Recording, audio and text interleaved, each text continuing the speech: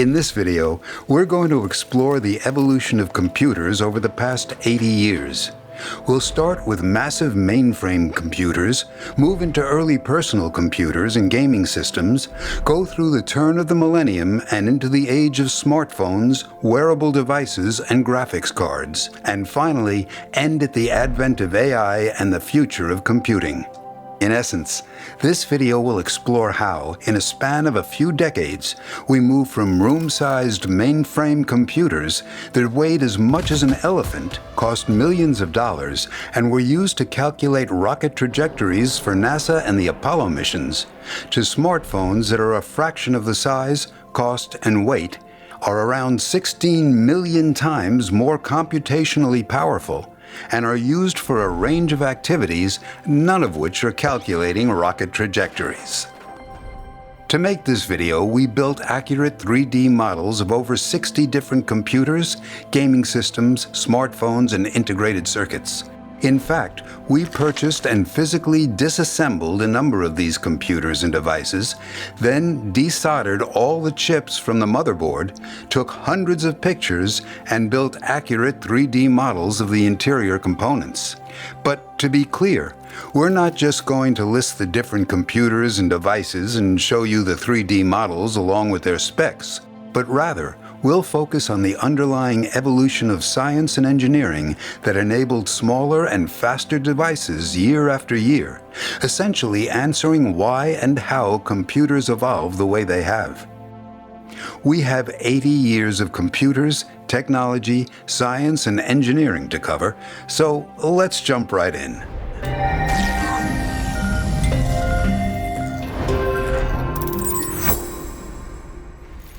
This video is sponsored by Brilliant.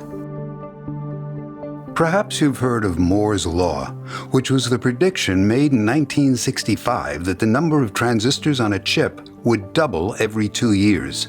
Therefore, you may think that the evolution of computers was simply the progression of smaller and smaller transistors, starting with a few thousand transistors in a microchip and progressing until reaching tens of billions of transistors in a microchip.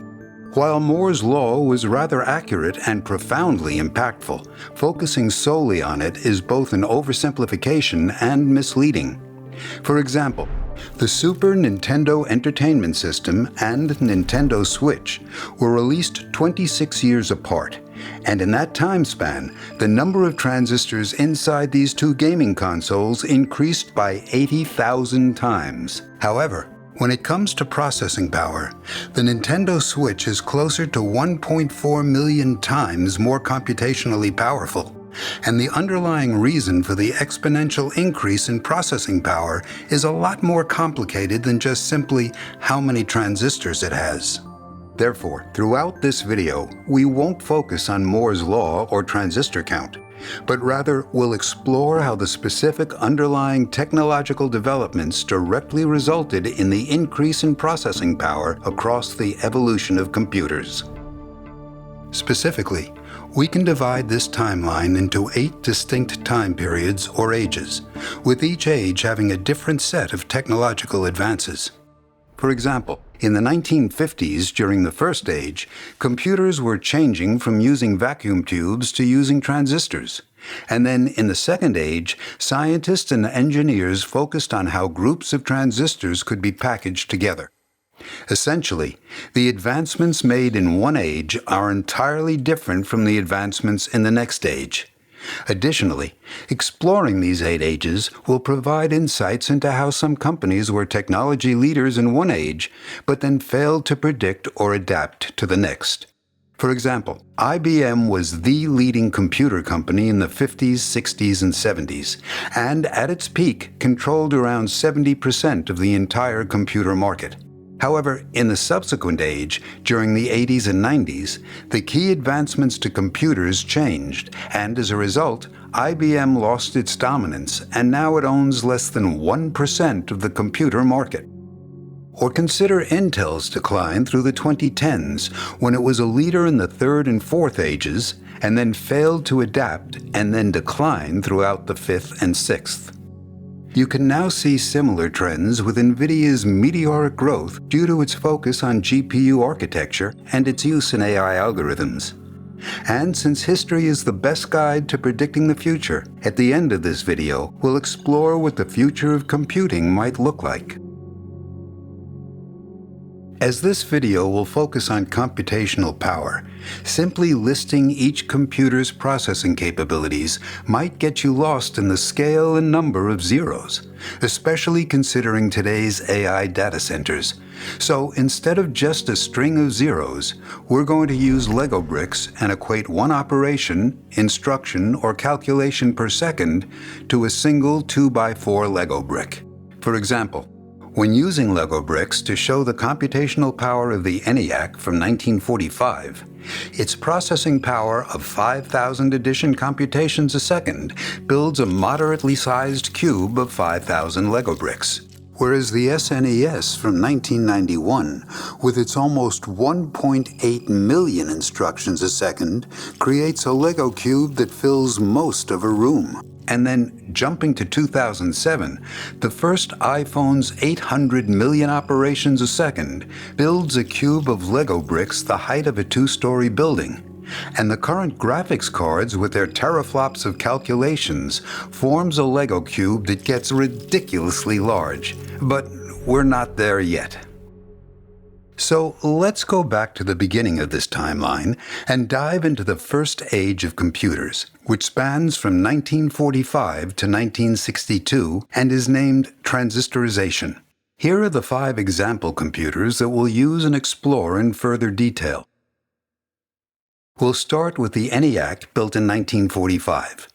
It's important to note that there were a number of room-sized computers that were built before it, such as the electromechanical computer used to crack the Enigma code, but we won't explore them as they're special-purpose computers. What made the ENIAC notable is that it was the first programmable general-purpose computer. The ENIAC was built 2 years before transistors were invented, and therefore it functioned using 17,000 vacuum tubes, making it rather large and incredibly heavy. The next example computer is the UNIVAC 1, which was built 6 years later and still used vacuum tubes. So the question is, 4 years after the invention of the transistor, why is this computer still full of thousands of vacuum tubes? Well, the issue was that the early designs for transistors were very unreliable, sensitive to voltage spikes, and prone to random breaking. Vacuum tubes, on the other hand, had been invented almost 50 years earlier, were considerably more reliable, and if one broke, then the inside would become foggy or the glass would be visibly cracked, making it easily identifiable. In contrast, broken transistors were a lot harder to find, and when you have a computer with almost 20,000 vacuum tubes, switching them to unreliable, highly sensitive transistors that, when broken, were a headache to find, was not ideal. Therefore, during the age of transistorization, the key technological advancements were focused on building reliable transistors. To do this, scientists and engineers first switched from using germanium to silicon-based transistors. And second, the physical design evolved from point-contact transistors into individually packaged junction transistors. By the end of the 50s, the RCA 501, NEAC 2203, and the IBM 7000 series, such as the 7090, were some of the first publicly available commercial computers to use transistors and were advertised as transistorized computers. Throughout the next few years, transistors evolved from relatively delicate-looking structures to more reliable flat planar transistors. Then, in 1959, the MOSFET was invented, which is a family of different types of transistors. Next, in 1963, the CMOS circuit, which is built from 2 different types of MOSFETs, was invented, and by the mid-1980s, it became the fundamental type and arrangement of transistors used in every computer, even to this day. While the design of the transistor was, and still is, being evolved, we decided to have the first age of computers end in 1962, with the last computer to use vacuum tubes. It's important to briefly note that while we're focusing on the computers and processing power, computer memory has also had its own evolutionary timeline. Early methods for storing data included rather interesting techniques, such as using sound waves in tubes of mercury, called mercury delay lines, or utilizing cathode ray tubes in the glow of phosphor. Eventually, small magnetic toroids with hand-woven copper wires between them, called magnetic core memory, and large magnetic drums were used. And then, after that, spools of magnetic tape, and then magnetic disks, DRAM, and so on. The evolution of computer memory is incredibly complicated, so we'll explore it in a separate video. There are many more details we cut for time, but here are the additional notes you can read if you'd like. Before we move to the next stage of computers, it's important to understand that scientific breakthroughs and technological progress typically don't happen by accident, but rather every step, whether it's from vacuum tubes to transistors or from graphics cards to AI processors, was made by many hard-working people who had a fundamental and deep understanding of science and engineering and applied that knowledge through critical thinking and problem-solving. That's where this video's sponsor, Brilliant, comes in. Brilliant is an educational platform with thousands of interactive and engaging lessons in math, science, engineering, programming, data analysis, and many other subjects. However, Brilliant is more than just a catalog of courses. Rather, it factors in your prior education and knowledge, and then starts you off on a journey with personalized lessons, practice sets, in-depth instruction, motivating challenges, and thought-provoking questions. In essence, Brilliant is like a personalized tutor that pushes you to deeply and intuitively understand complex topics, such as college-level calculus, algorithms, circuits, and more. Brilliant's mission is to create a world of critical thinkers and problem solvers, and with technology evolving faster than ever, Brilliant continuously updates its lessons to anticipate what you need to know for your education, career, and the world to come. For example, they have a new and in-depth course on AI and large language models that explains how generative AI works far better than any textbook or video currently available. To learn for free on Brilliant, go to brilliant.org/brancheducation or by scanning the QR code on screen, and you'll then have free 30-day access to the wide range of courses throughout their catalog. If you enjoy their content and decide to stay, the link in the description below will also save you 20% off an annual premium subscription, giving you unlimited daily access to everything on Brilliant. So let's move on to the second age, spanning from 1964 to 1977, which we've named packaging transistors. Here are the example computers we'll use to demonstrate how computers evolved from room-sized mainframes to fridge-sized mini-computers, and then to personal desktop computers, which were called microcomputers. It's funny to consider these rather large computers as mini and micro, especially when compared to today's smartphones and smartwatches. Yet, when matched up with room-sized mainframes, these names made sense. Regardless, for most of this age, the IBM System 360 mainframes, which were released in 1964 and discontinued in 1978, were the most popular and successful family of computers. These mainframes were so dominant that, from the late 60s to the early 70s, around 3 out of every 4 computers made were IBM System 360 mainframes.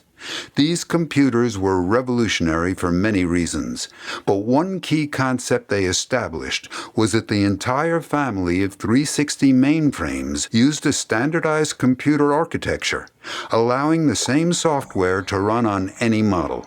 Essentially, the IBM System 360 laid the groundwork for device and software compatibility, as well as the expectation that customers buy and upgrade to newer models every few years with minimal disruption. For example, Using the System 360, it was possible to upgrade the CPU, and to do so, all you needed to do was swap out the CPU cabinet with the latest one, each of which was technically called a frame or unit.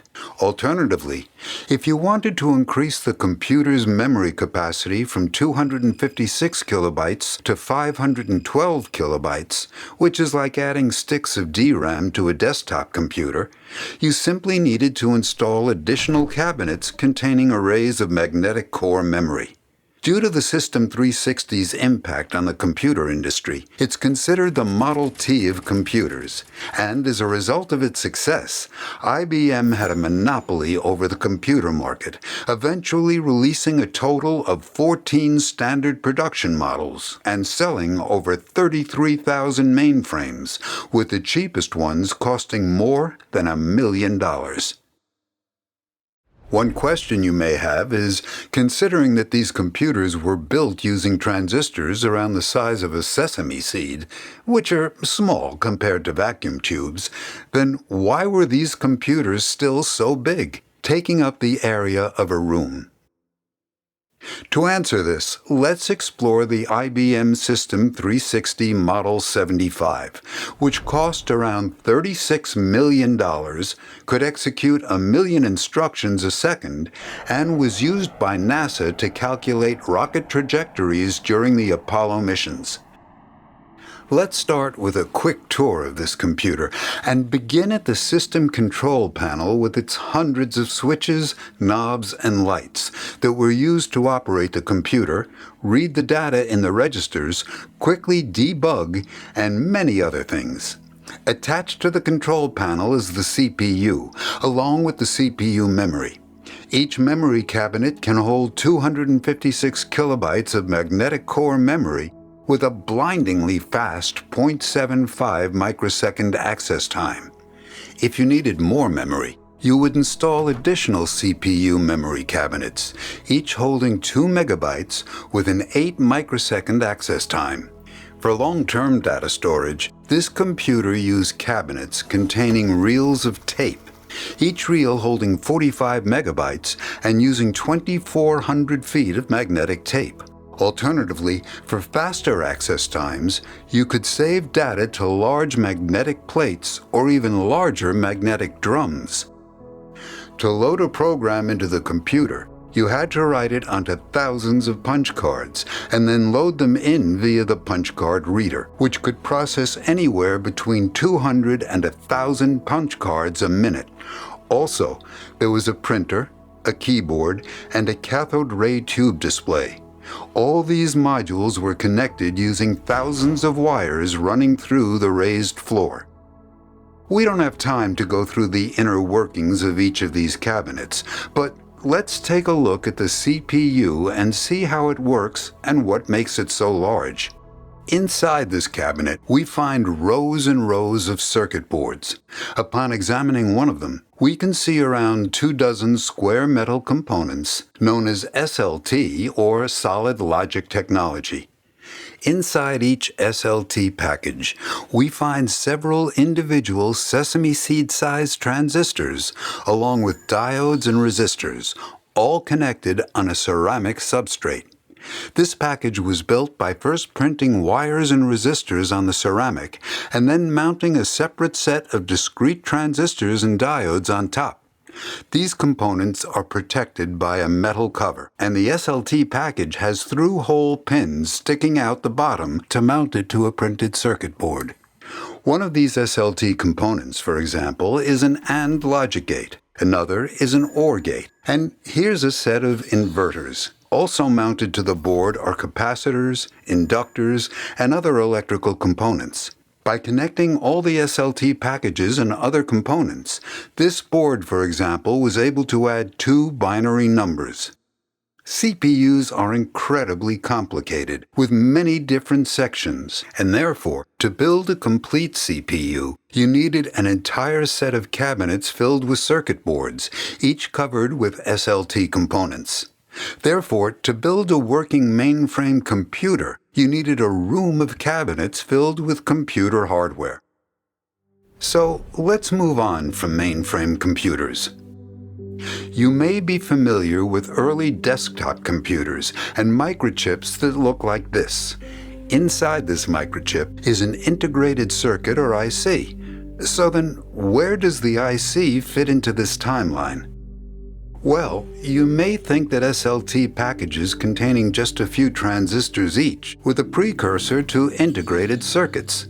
However, the first integrated circuit was actually invented in 1958, which is 6 years before the first System 360 mainframe and SLT packages were released.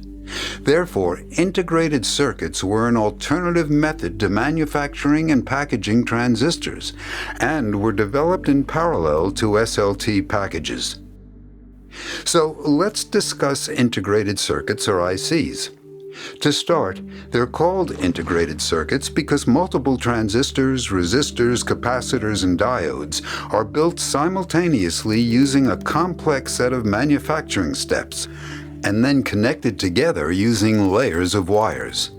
Despite ICs appearing relatively flat, they're actually complex, multi-layer, three-dimensional structures. In contrast, discrete transistors have only a single transistor in either a package or are found as multiple separate ones in an SLT. In the early days of integrated circuits between 1958 and 1965, scientists and engineers were able to combine only a few transistors into an IC in order to build the basic logic gates. These chips had at most 10 transistors, along with a few other components, and were categorized as small-scale integration, or SSI. They were smaller and lighter than the square SLT packages, but also incredibly expensive, initially costing over $10,000 each. Therefore, early integrated circuits were only used in specialized applications, such as the Apollo guidance computer. By the mid to late 60s, through substantial improvements in manufacturing techniques, integrated circuits had progressed to medium-scale integration, or MSI, which ranged from combining or integrating 10 to 500 transistors onto a single silicon substrate, and they started to be more affordable and find their way into commercial computers. An example computer using a mix of SSI and MSI circuits was the commercially successful PDP-8 minicomputer from DEC, which could do 385,000 instructions a second and greatly expanded the accessibility to computers with its smaller size and semi-reasonable price tag. Other computers that used MSI chips, for example, were the Xerox Alto from 1973, which contained 4 separate 74-181 chips, each consisting of 170 transistors, which could do parts of simple calculations. The next step was large-scale integration, or LSI, which ranged from integrating 500 to 20,000 transistors in a single chip. In 1971, Intel released the 4004, which is widely regarded as the first commercially available CPU packaged in an integrated circuit. This chip contained 2,300 transistors, processed data in 4-bit chunks, and could execute 92,000 instructions per second. While this was indeed the first CPU chip, it was incredibly weak in terms of processing power and due to its 4-bit calculations, and therefore its main applications were in things like simple calculators and cash registers. By the end of 1974, 2 more CPUs, the Intel 8080 and Motorola 6800, were released, and while they powered some microcomputers, the chips alone cost around $2,500. These high prices propelled the development of the MOS 6502, which was released in 1975, cost only around $150, contained 4,528 transistors, and ran an 8-bit architecture. Due to this chip's affordability and decent processing power at 440,000 instructions per second, it kicked off the age of personal computers with the 1977 release of the Trinity of personal computers, consisting of the Apple II, the Commodore PET, and the TRS-80, two of which use the MOS 6502. The 6502's architecture and low cost were so impactful that it was used in dozens of computers and devices, including the Atari and the NES and many others. Let's move on to the next step in integrated circuits. With further improvements in manufacturing, very large-scale integrated circuits, or VLSI chips, containing 20,000 or more transistors were released. For example, the Intel 8086, introduced in 1978, is one of the first 16-bit CPU chips and contained approximately 29,000 transistors. But we'll discuss the progression of these chips more in the next age. We decided to end Age 2 in 1977, as it's considered the start of the mass-market personal computer. But before we move on to the next age, let's explore a critical question. If IBM had a monopoly on mainframe computers throughout the 1960s and 70s, why didn't it stay on top and lead the development of integrated circuits?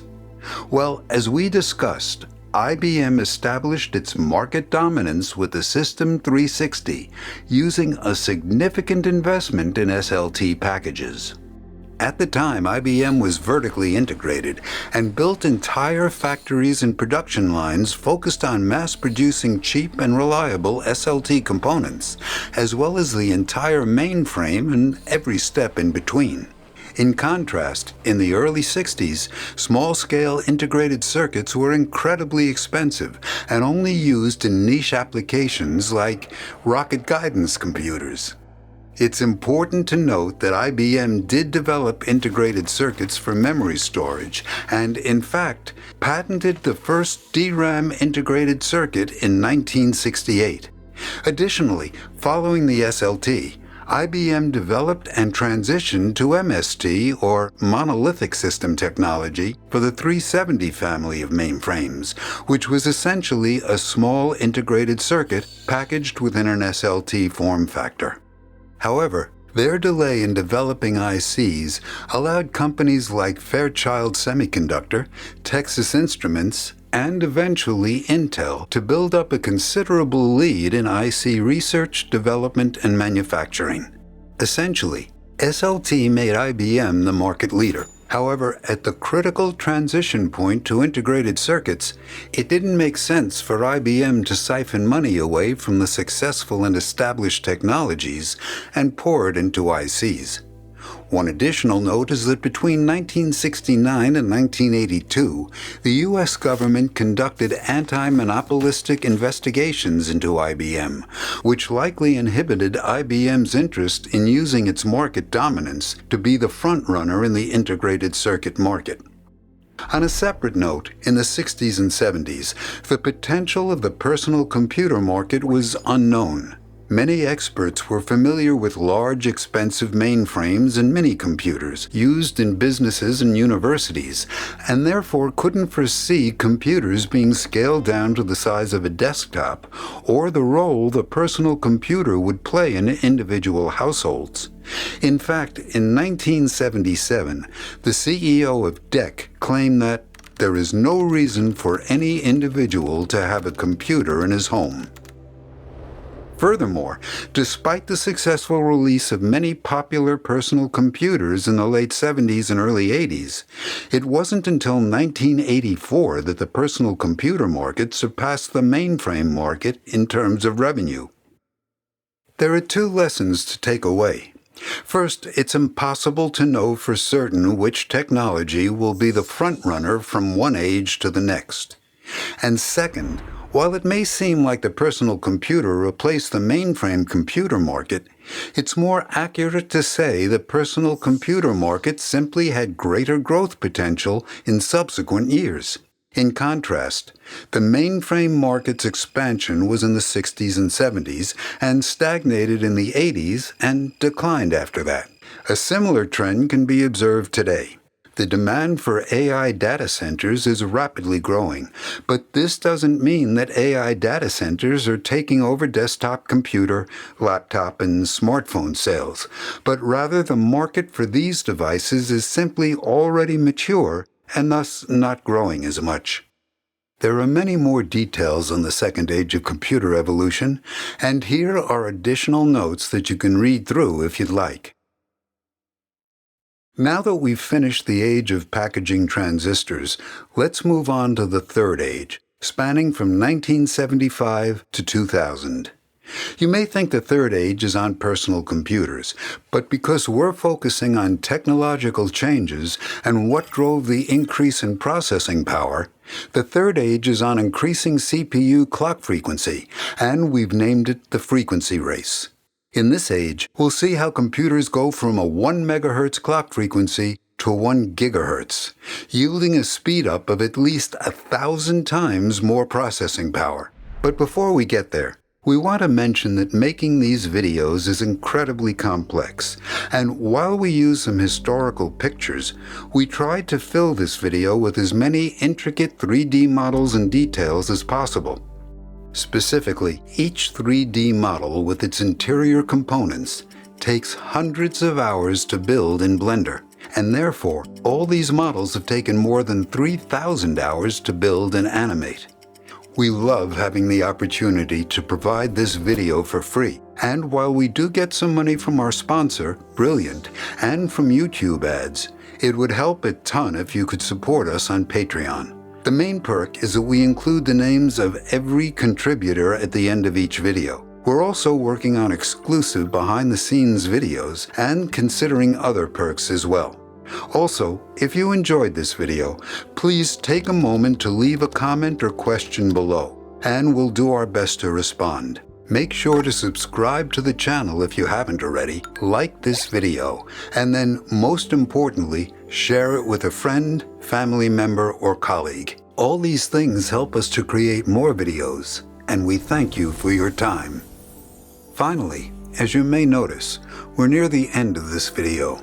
The evolution of computers is incredibly complex, so we're planning to divide this video into 4 episodes. This is the first episode and covers the period from 1945 to 1977, encompassing the first 2 ages. The second episode will explore the third and fourth ages, spanning from 1975 to 2011, and called the frequency race and multi-core CPUs. The third episode will cover the fifth age, with FinFETs, smartphones, and System-on-a-Chip or SoCs. And then the sixth age will be on graphics cards. And then the final episode will explore Age 7 and AI processors, or tensor processing units, and their use in AI algorithms. And then in the 8th age, we'll explore what the future of computers will look like. Once we've released all these episodes, we'll combine them into a feature-length movie about the evolution of computers. Stay tuned for the next episode, which, to be honest, will probably take at least 3 or 4 months to make, as we're a small team, but we hope it'll be worth the wait. Until then, we're thankful to all our Patreon and YouTube membership sponsors for supporting our videos. If you want to support our work financially, you can find the links in the description below. This is Branch Education, and we create 3D animations that dive deeply into the technology that drives our modern world. Watch another Branch video by clicking one of these cards, or click here to subscribe. Thanks for watching to the end.